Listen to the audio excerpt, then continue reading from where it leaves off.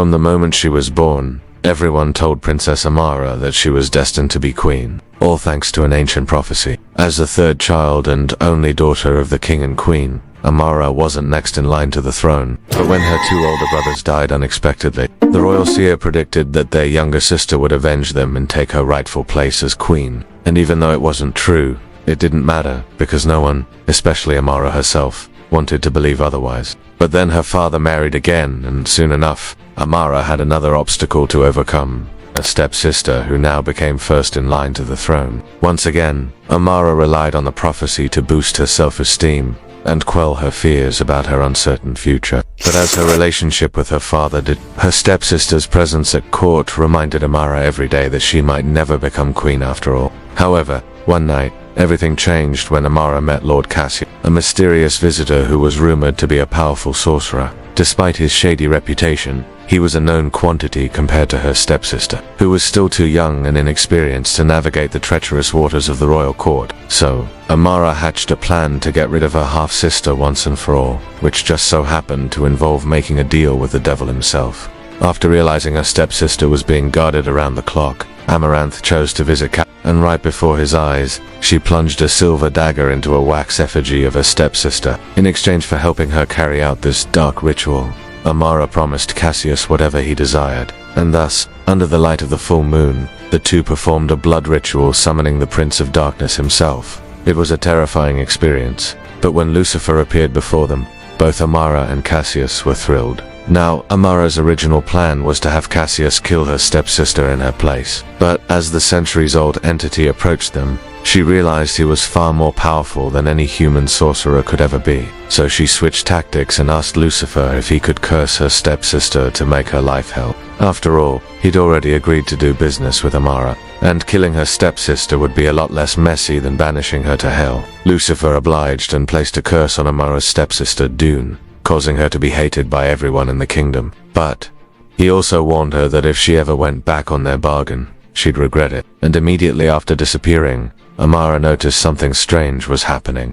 The entire castle seemed to be shaking, as if the very foundations of the building were collapsing. And as she made her way to the nursery where her stepsister was staying, Amara realized why. It was as if every single brick in the walls had turned to dust and collapsed. While the room was empty, a pile of cinders on the floor showed that a fire had started in the middle of the night and burned everything in sight. At that point, Amara knew her stepsister had been cursed, and just as Lucifer had warned, she soon became the most hated person in the kingdom. However, as time passed, Amara found herself feeling guilty about what she'd done, but it was too late because her stepsister had run away and was now hiding somewhere deep within the castle walls. But before Amara could find her, she was summoned to the throne room where her father informed her that he was sending her to a neighboring kingdom to negotiate a marriage alliance. Although the news devastated her, Amara knew it was Lucifer's doing. He must have grown tired of waiting for her to keep her end of the bargain. But as she prepared for her journey, she suddenly ran into her stepsister,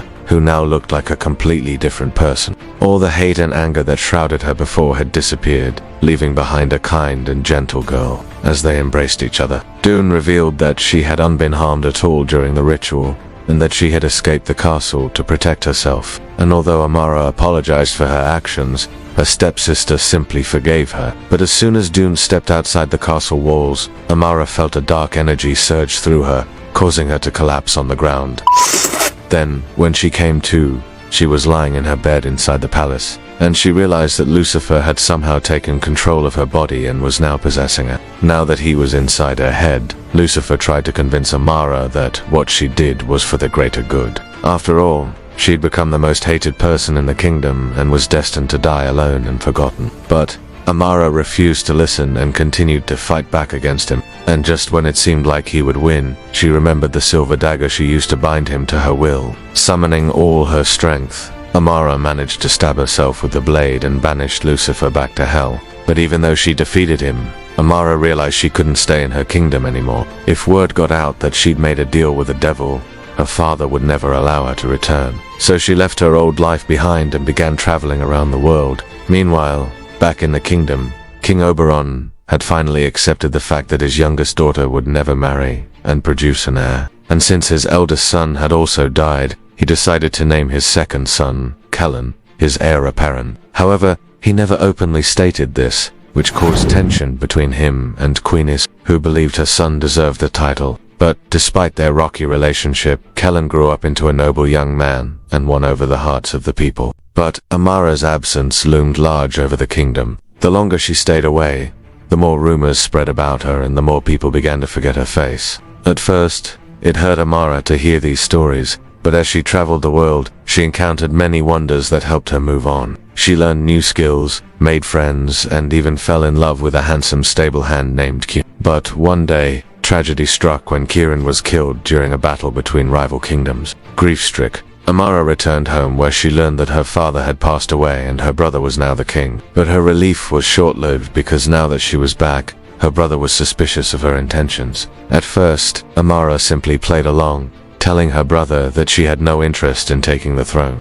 But secretly, she waited for the perfect moment to strike. Meanwhile, Queen Isolde was furious that her son was unnamed heir and plotted with a powerful mage to overthrow the king and replace him with her son instead. But before they could put their plan into action, Amara uncovered it and revealed it to her brother, putting her own life on the line to save him. In the end, the king banished his mother and her lover, and Amara realized that he trusted her more than anyone else in the kingdom. That's why he named her his official heir, making her the first in line to the throne. And although her stepsister was still a contender, the king promised to support Amara and help her any way he could. Eventually, when he passed away, Amara took the throne and became the most powerful monarch in the land. And even though she had to sacrifice her innocence and make a deal with the devil to get there, in the end, she had everything she ever wanted. The end. Did you like this video? Let us know in the comments. And don't forget to check out our other videos. Thanks for watching.